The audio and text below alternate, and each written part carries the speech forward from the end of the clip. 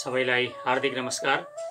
सधैँ चाहिँ आज पनि महाभारतमा के छ नामक श्रृङ्खलामा यहाँहरूलाई हार्दिक स्वागत छ।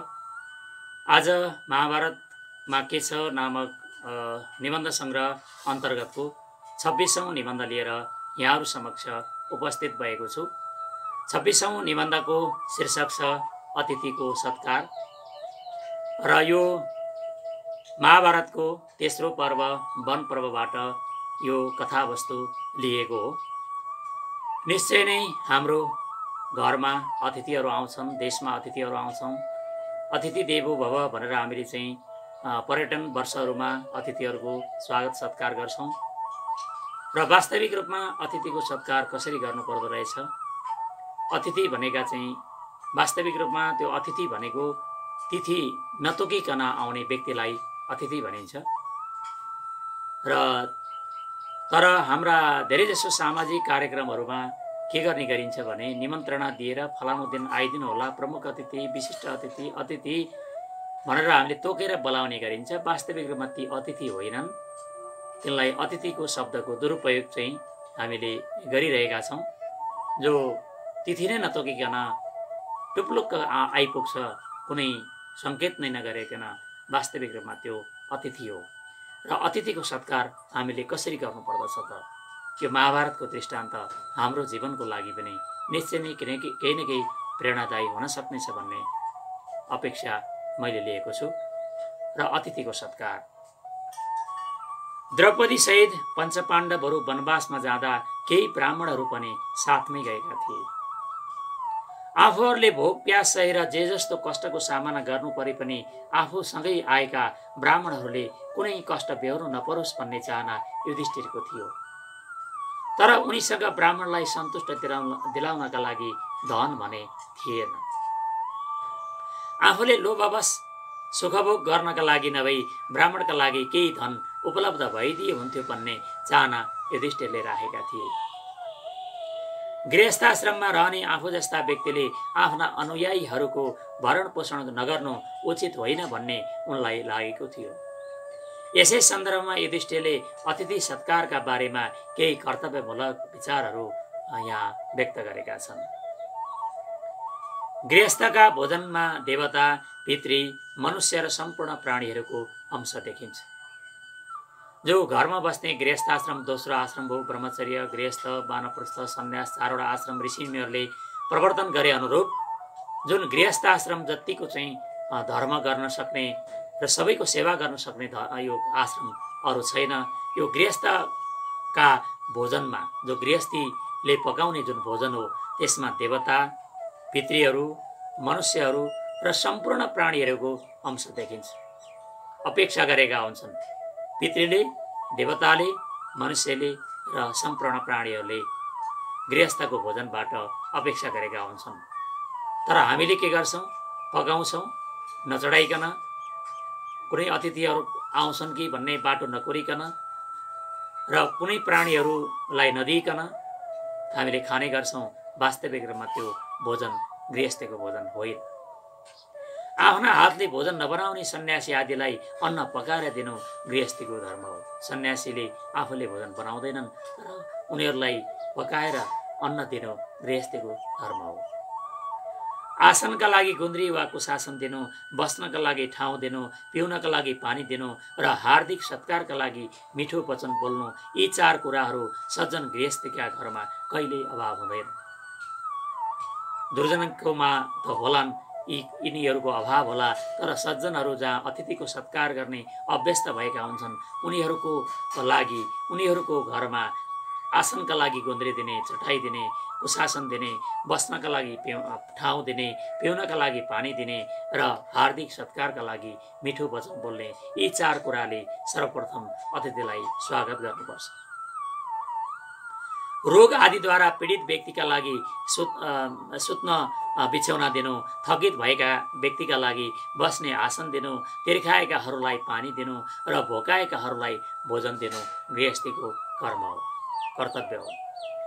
आफ्नो घरमा आउने पाहुनालाई स्नेहपूर्वक हेर्नुपर्छ, मनद्वारा उनीहरूप्रति राम्रो भावना राख्नुपर्छ, उनीहरूसँग मिठो वचन बोल्नुपर्छ र उठेर उनीहरूका लागि बस्ने आसन दिनुपर्छ। आफू यदि बसिराखेको छ भने अतिथिहरू आए भने उनीहरूलाई आफू बसेकै आसन भए पनि दिएर स्वागत सत्कार गर्न सक्नुपर्छ। यो गृहस्थीको सनातन धर्म हो। अतिथि आउँदै गरेको देखेर उनीहरूलाई ल्याउनका लागि अलि पर बाटासम्म जानु र यथोचित रूपले उनीहरूको आदर सत्कार पनि गर्ने प्रयास गर्नुपर्छ।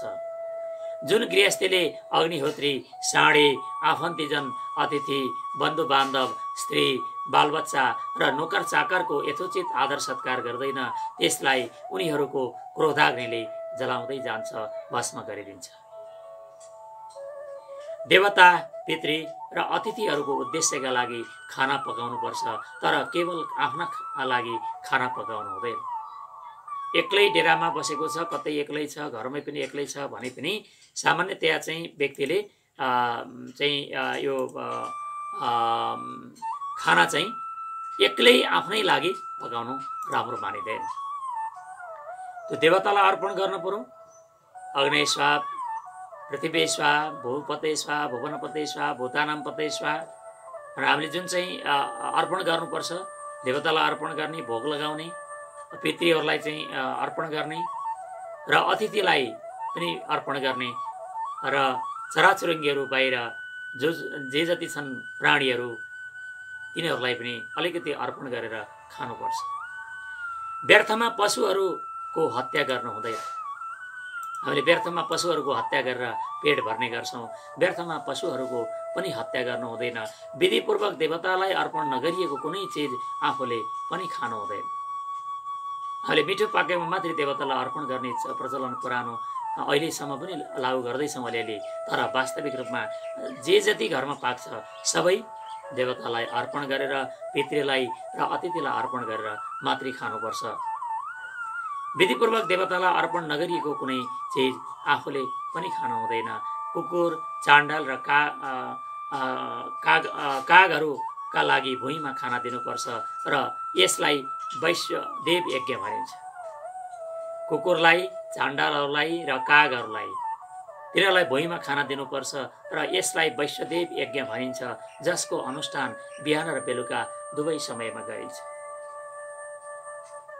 त्यसैले प्रत्येक गृहस्थीले प्रतिदिन विगस र अमृत भोजन ग्रहण गर्नुपर्छ।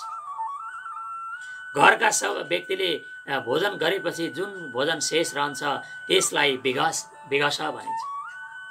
घरका सबै व्यक्तिले भोजन गरेपछि जुन भोजन शेष रहन्छ त्यसलाई विगस भनिन्छ भने बलि वैश्वदेव गरेर बचेको भोजनलाई अमृत भनिन्छ। बलि वैश्वदेव कुकुरलाई, चाण्डाललाई, कागहरूलाई दिएर बचेको जुन अन्न छ त्यो सबै परिवारले खाने र पकाउने व्यक्ति जुन भान्सेले सबै परिवारलाई दिएर बचेको जुन अन्न छ त्यसलाई विगस भनिन्छ। त्यो विगस चाहिँ खाने प्रयत्न गर्नुपर्छ। तर अहिलेको सन्दर्भमा धेरै जसो चाहिँ बफे सिस्टम भइसक्यो, एकैचोटि चाहिँ खान बस्ने र त्यो कतिपयको सन्दर्भमा यो विगसको सन्दर्भ चाहिँ अलिकति यो हाम्रो परिवारबाट, हाम्रो समाजबाट विगस शब्दको महत्त्व चाहिँ हराउँदै गएको छ र अमृत भन्ने शब्द अब धेरै हराइसक्यो। बलि वैश्वदेव गरेर खाने प्रचलन धेरैले छोडिसके। तैपनि यी कुराहरूलाई ख्याल गर्न सकियो भने सबै प्राणीप्रति चाहिँ आदर सत्कार गरेको, अतिथि सत्कार गरेको एउटा आशय र वास्तविक मर्म पुरा हुनेछ। अतिथि सत्कार पनि एउटा महान यज्ञ हो। अतिथि यज्ञ 5 प्रकारका दक्षिणाली सम्पन्न हुन्छ। अतिथिलाई नेत्रदान गर्नुपर्छ, अर्थात् अतिथिप्रति प्रेमपूर्वक दृष्टि राख्न सक्नुपर्छ। कुनै घरमा अतिथि आयो भने उनीहरूलाई राम्रोसँग चाहिँ हेर्नुपर्छ, नेत्रदान गर्नुपर्छ, अतिथिप्रति प्रेमपूर्ण दृष्टि राख्नुपर्छ। उपेक्षापूर्वक दृष्टि राखियो भने त्यो अतिथि अर्कोचोटि फर्केर घरमा आउँदैन। अतिथिलाई मन दिनुपर्छ, आँखा मात्रै होइन मन पनि दिनुपर्छ, अर्थात् मन प्रफुल्ल बनाएर अतिथिको हितको चिन्तन गर्नुपर्छ। अतिथिसँग मिठो वचन बोल्नुपर्छ। अतिथिसँग सत्य, प्रिय र हितकर वचन बोलेर अतिथिको सत्कार गर्न सकिन्छ। अतिथि फर्कन लागे भने केही परसम्म उनको पछि पछि जानुपर्छ। त्यसै गरी अतिथि घरमा जति समयसम्म बस्छन् त्यति बेलासम्म उनका साथमा बस्नुपर्छ र उनकै सेवामा संलग्न भइरहनुपर्छ। यति गर्न सकिएका खण्डमा अतिथि यज्ञ सम्पन्न गरेको ठहरिन्छ। जुन गृहस्थीले अपरिचित र थाकेको बटुवालाई प्रसन्नतापूर्वक भोजन दिन्छ त्यसले महान पुण्यफल प्राप्त गर्दछ। जुन गृहस्थी अतिथि सत्कारको यस वृत्तिमा रहन्छ उसले उत्तम धर्म प्राप्त गर्दछ। अरू सामान्य धर्म नगरी पनि यदि अतिथि को सत्कार रूपी अतिथि यज्ञ गर्न सकियो भने निश्चय नै उसले ठुलो धर्म पुण्य गरेको, यज्ञ गरेको फल प्राप्त हुन्छ। अतिथि देवो भव भन्ने आदर्शलाई त सबैले वर्तमानमा मन पराउँछन्, तर व्यवहारमा भने अतिथिलाई देवताका रूपमा सम्मान होइन मानवका रूपमा सहयोग गर्न पनि हाम्रो समाज क्रमशः पछि पर्दै गएको देखिन्छ। पहिला पहिला अतिथिहरू तिथि वा दिन नतोकिकन आउने गर्थे र तिनको उच्च सम्मान हुने गर्थ्यो, तर वर्तमानमा अधिकांश अतिथिहरू तिथि तोकेर वा फलाउन दिन आउँछु भनेर आउने गर्छन्। सगुल परिवारबाट एकल परिवारमा रमाउन थालेकाले पनि वर्तमानमा अतिथिप्रति सम्मान भाव क्रमशः घट्दै गएको हुन सक्छ। वर्तमान समयमा अधिकांश गृहस्थीहरूले केवल आफ्ना लागि खाना पकाउँछन्। पकाएको अन्न देवता वा पितृहरूलाई सम्झेर चढाउने अनि अतिथिहरू आइदिए हुन्थ्यो भन्ने चाहना राख्ने गृहस्थीहरूको संख्या क्रमशः घट्दै गएको छ वर्तमानमा। त्यसै गरी वर्तमानमा अधिकांश घरहरूमा बफे सिस्टमको विकास हुँदै जान थालेकाले सबैलाई खुवाएर विशेषतः बेगसा भोजन गर्न रुचाउने गृहिणीहरूको पनि कमी हुँदै गएको छ। व्रतबन्ध र विवाह संस्कारको बन्धनमा बाँधिएका नर नारीहरूले पनि खाना चढाएर खानुपर्छ भन्ने मान्यतालाई रूढिवादी ठानेर छाड्दै गएका छन् भने आफ्ना घरमा पकाएको भोजन कुकुर काग आदिलाई चढाएर खाने चलन पनि हट्दै गएकाले अधिकांश गृहस्थीहरू अमृत भोजन गर्नबाट वञ्चित हुँदै गएका छन्। वर्तमानमा यज्ञ लगाउनु भनेको पण्डित बोलाएर तडक भडकका साथ पूजापाठ गरी कथा सुन्नु भन्ने मात्र बुझ्न थालिएको छ। तर त्यस बिना पनि अतिथि यज्ञ जस्ता यज्ञहरू सहजै सम्पन्न गर्न सकिन्छ भन्ने कुरामा धेरैको ध्यान जान सकिरहेको छैन। घरमा आएका पाहुनालाई खाना दिएर मात्र पुग्दैन, उनीहरूप्रति राम्रो दृष्टि राख्नुपर्छ। उनीहरूलाई देखेर भित्रैदेखि खुसी हुन सक्नुपर्छ। उनीहरूसँग मिठो वचन बोल्न सक्नुपर्छ र उनीहरू घरमा रहँदा परिवारकै सदस्य जस्तो ठानेर उनीहरूसँग व्यवहार गर्नुपर्छ र उनीहरू फर्कन लागेका खण्डमा उनीहरूलाई अलि परसम्म पुगेर विदाई गर्न अग्रसर हुनुपर्छ भन्ने चिन्तन पनि वर्तमानमा विकसित हुन सकिरहेको देखिँदैन। श्राद्ध गर्ने कर्ताहरूले वर्तमान समयमा पनि अतिथिश्च लभेमै अर्थात् हामीहरूले अतिथिहरू प्राप्त गरिरहन सकौँ वा हाम्रा घरमा अतिथिहरू आइरहन् भन्ने आशीर्वाद त थाप्ने गर्छन्, तर तिनै श्राद्धकर्ताले अश्रद्धापूर्वक अतिथिहरूलाई बोझ जस्तै ठान्न थालेका उदाहरणहरू पनि हाम्रा समाजमा देखिँदै गएका छन्। जबसम्म हामीले अतिथिहरूप्रति भित्रै मनदेखि सम्मान भाव व्यक्त गर्न सक्दैनौँ तबसम्म हामीले गर्ने अतिथि सत्कारको आडम्बरबाट अतिथिको वास्तविक सत्कार पनि हुन सक्दैन, हुन असम्भव छ।